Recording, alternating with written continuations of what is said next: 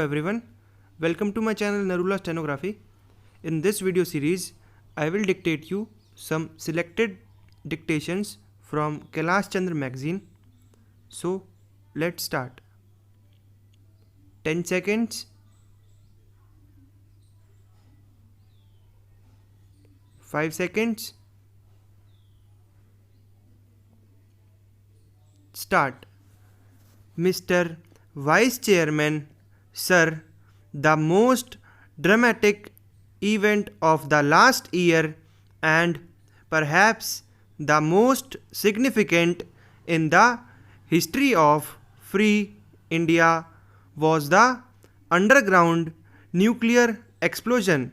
The President's address has taken due note of this event and the President has rightly congratulated our nuclear scientists and engineers on this important achievement.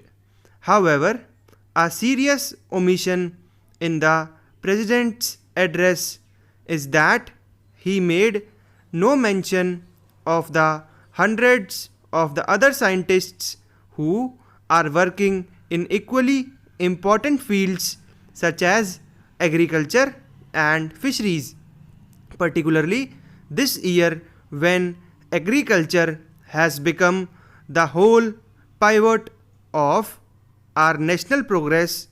I would have liked the President to have made at least a mention of those dedicated scientists and technologists who have been doing brilliant work for the development of our countryside.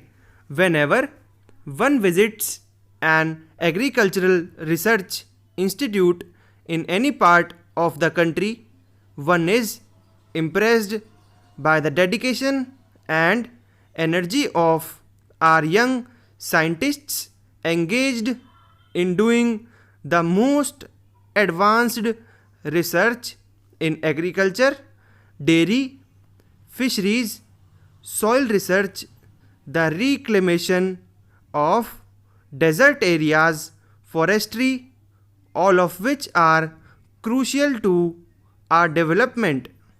At the same time, one gathers the impression that there is a great deal of frustration in our scientific community today on account of the lack of encouragement and the poor conditions in which they often have to work. Atomic scientists are perhaps somewhat better looked after than the other scientists, but on the whole, we cannot say that we have treated our scientists very well. Even today, after all the advance we have made in science, I feel that our scientists have not received the appreciation that they deserve.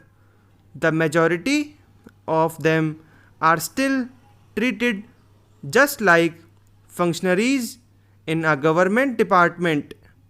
Poor salary, indiscriminate transfers, promotion of people merely according to seniority and not on the basis of merit or special experience.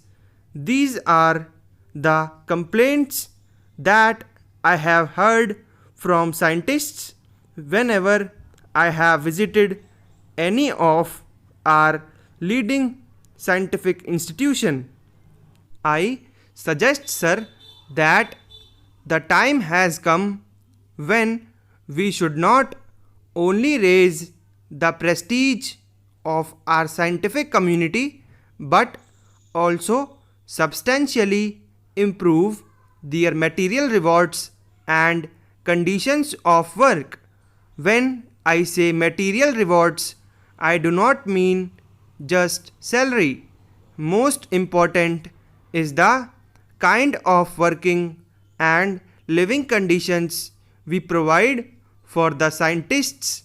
How far can we reduce their domestic worries so that they can concentrate on their work? So friends, please like, share and subscribe my channel, and thank you.